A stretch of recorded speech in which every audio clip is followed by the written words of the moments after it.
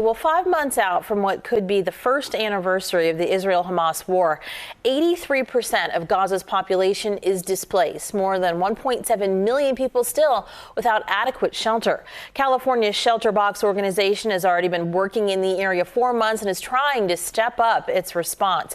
Carrie Murray, president of Santa Barbara Shelter Box, with me now live. Carrie, good morning to you. Thank you for joining us. Gaza is just one place in the world where Shelter Box is at work. 1.7 million people still without adequate shelter. How many tent kits, housing kits have you provided to the region so far? So Shelter Box is working to deliver humanitarian aid to the region. Yes. So nearly 2 million people displaced. The humanitarian needs are massive. So we have a series of 3 projects, and our first project has actually made its way into Gaza with distributions from our local partner there. These are ceiling off kits that enable you to repair a home that's been damaged or create a single room structure. This is vital aid for families who don't have a place to sleep. But we're also bringing the essentials like hygiene kits, blankets, basic things to help families survive and set up household in this really terrible situation. We have 2 additional projects, and these will be bringing our humanitarian family emergency tents to Gaza. As you know, the Rafah border is closed, and so right now it's a waiting game. We have convoys in the queue with additional aid to go in. We're also staging aid in Jordan and Amman with our partners with Rotary in a warehouse there. But really what we're going to work to do is continue to help thousands of people. For our organization, this is what we do every day. But the complexities of delivering aid in a war zone are absolutely immense. And so I think watching on TV, it's never fast enough, and it's even more difficult when the humanitarian corridors and these borders are closed. Okay, let me just ask you, you're talking about the repair kits that you've been able to, those have actually gotten in already, and you're waiting on some of your other supplies. I know you always work with Rotary. You're also working with medical aid for Palestinians to help with distribution. So when you say that some of your supplies are in the queue, where are they exactly? Are they just stacked up at Rafah, or where are they? They're at the border and in the hands of the Egyptian Red Cross, which is one of the few organizations that is able to bring humanitarian aid into Gaza.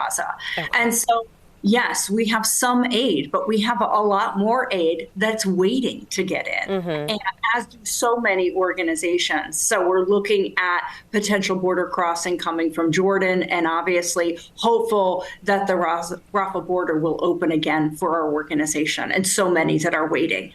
We have just been sharing some images of the floating pier that the U.S. military helped construct and finished last week. Do you have some hope that some of your supplies might be able to get in that way? It's hopeful, but it's for us right now, there's a lot of unknowns, and this is the one commonality throughout this whole process has been a stop and start. And for us, it's waiting. And we have some aid in. Our local partner right now delivering is Social Development Forum, but we are working with MAPS. We're working with Rotary in Jordan, and we are looking to mount a large response. These are just the beginning phases of our response in Gaza. We have 3 projects that are actively in development, but we will likely have many more over the coming weeks and months. We know it's just a massive, massive problem. And disasters don't happen in the resulting crises. They don't disappear just one at a time. So the last time we checked in with you in the fall, you were starting to help in Gaza, but Shelter Box was also at work in North Africa and Morocco after a 7-magnitude earthquake struck there. Also, you were working in Ukraine, which is still battling a Russian invasion, which is now 27 months old. What's the status of those other operations? So we just finished our 6th project in Ukraine. We've helped well over 100,000 people who've been displaced with these series of projects. 2 years into the war there. We've also, since we spoke last, started a new project in Chad, helping Sudanese refugees. We have a project in Somalia ongoing as well, where 5 million people need shelter assistance there. We have ongoing work in Syria, a new project for the flooding in Malawi. So for an organization like Shelterbox, this is what we do every day, but we work all over the world in the world's worst disaster and conflict situations. And there's an immense need right at this moment for emergency shelter, the biggest ever in terms of global displacement. The numbers are now 110 million people. So wow. Yes, Gaza is something that keeps us up at night. We're very much worried about the families there and how can we get more aid in as we actively respond to these other crisis situations all over the world. And it's so important when we do get to visit with you that you bring up these other places that don't always make it into the headlines as people are, skimming the headlines on their feeds. And before we have to let you go quickly, these kind of things make people feel very powerless, like they can't do anything to help. How can they help you? How can they make a donation that's going to eventually get one of those tent kits possibly into Ukraine or possibly into Gaza? What do they do? Yeah, so for us, we rely on private charitable support at shelterboxusa.org. You can help a family. You can provide a shelter to a family who's been displaced, a tent, a shelter repair kit, a solar lantern, a cooking set.